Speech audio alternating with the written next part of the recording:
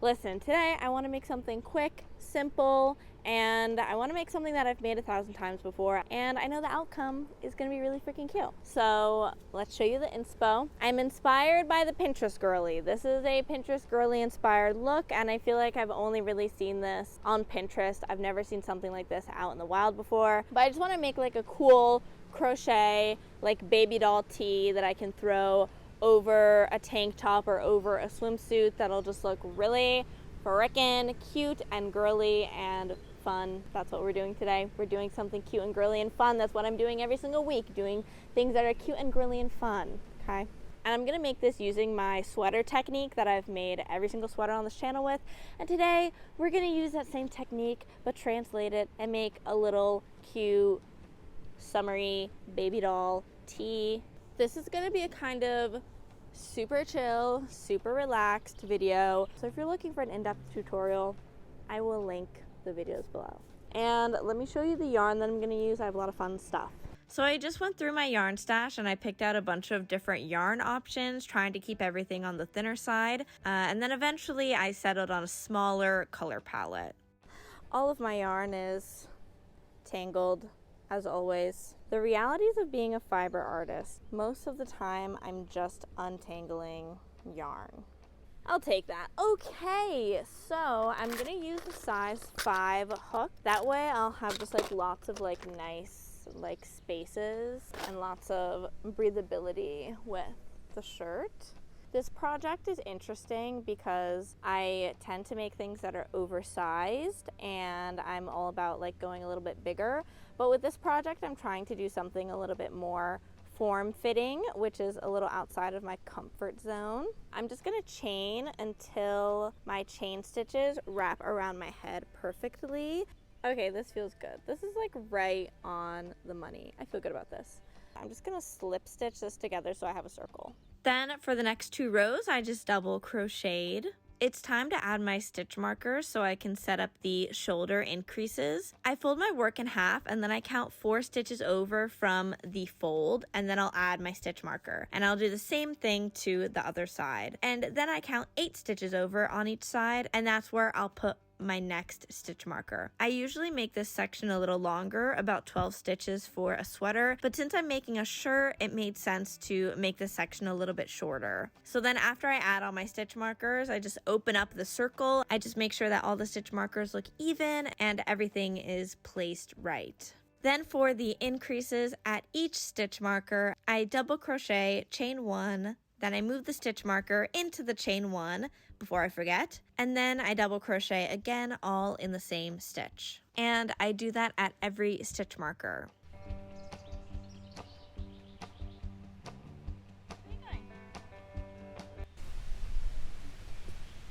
Of course I chose my most tangled yarn to use.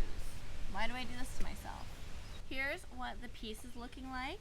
I think it's going pretty well. I really like the colors that I chose. I selected so much yarn, but in the end, I just really like this color palette and I think I'm gonna stick with it. And also right now, I'm just sticking with a double crochet. Usually when I do stuff like this, I like to get weird and wild and do a bunch of different stitches and a bunch of different colors, but I really just like the simplicity and the uniformity of just a nice double crochet. And I chose a bigger hook than I usually would, so that way I have just nice breathability between all of the stitches. Yeah, that's the update.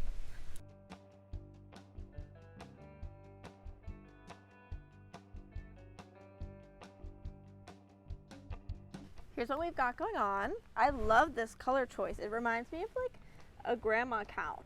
Like these are like grandma couch colors, and I'm here for it. So I did 2 rows of double crochet, and then I believe I did 11 rows of the increasing. And so now I'm just going to finish up the arms, and I'm not really going to be like making a little sleeve because I've increased so much that the increases have become my cute little sleeves.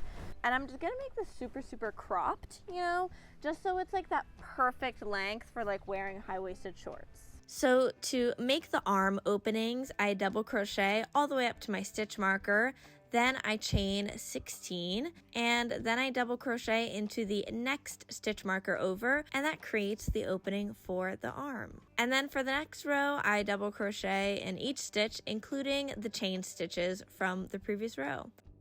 Now that the arms are done, I'm gonna keep crocheting all along the bottom until I get the length that I want, and then the shirt is done. I just really wanted like a casual crochet shirt. A lot of the pieces that I crochet are more on like the fancy end of the spectrum, and that's just like not wearable all the time. So I just wanted to make something that was like a wearable, cool girl, like everyday shirt that I could throw on even if I'm just like doing farm stuff and like taking care of animals all day, you know? Because most of the time I am just wearing like shorts and a t-shirt, and like that is the outfit.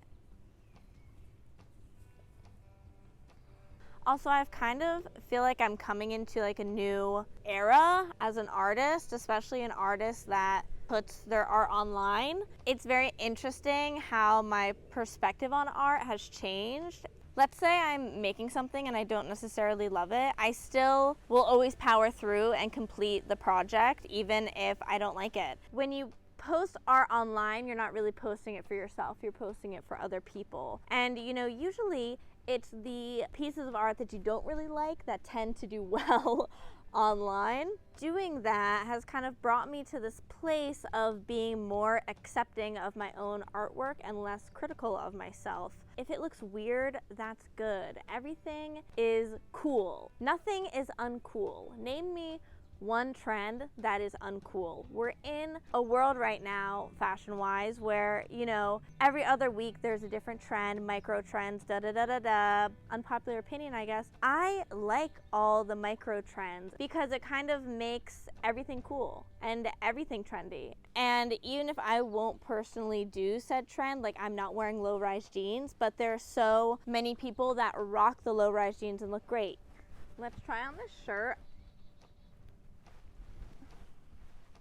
Yeah, this is sick.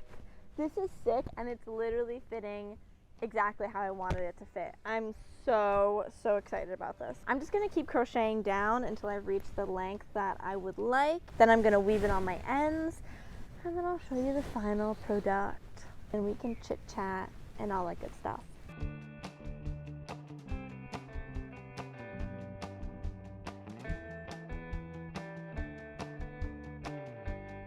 Listen. This shirt is amazing, and I'm obsessed with this shirt, and I definitely think that this will be a summer staple in my wardrobe. I just styled it exactly how I'm going to wear it in everyday life. Bug just got caught on my lip gloss. Wow, that's new low. All right, I love the color combination. I love the stitch. I love how it fits. I think that this shirt turned out pretty perfect. It didn't really take me a long time. I'm gonna say it took me like 5 hours to make this shirt. That's not bad. For a crochet project, have you watched my granny square skirt tutorial? That literally took me the entire length of Harry Potter to make. The best part about the sleeves is that there's a lot of armpit room, so I'm not going to be like sweating into the crochet. We have a cute sleeve on top, but then we have armpit space down below. Why don't I have more shirts with armpit space so I can air out my armpits? Because apparently this is a thing that I need because I'm obsessed with it. And if I want to make the shirt again, but just a little bit more fitted, I have enough room where I could just do less stitches in my armpit and make it a little bit more fitted. And now that I've kind of made the like basic version of the shirt, now I can go in and play around with different stitches and different kinds of yarn and different hook sizes, and you know, just keep expanding upon this concept, which I love to do. If you want to see more of this kind of stuff, make sure to like, subscribe. So yeah, I'll see you in the next video. Bye.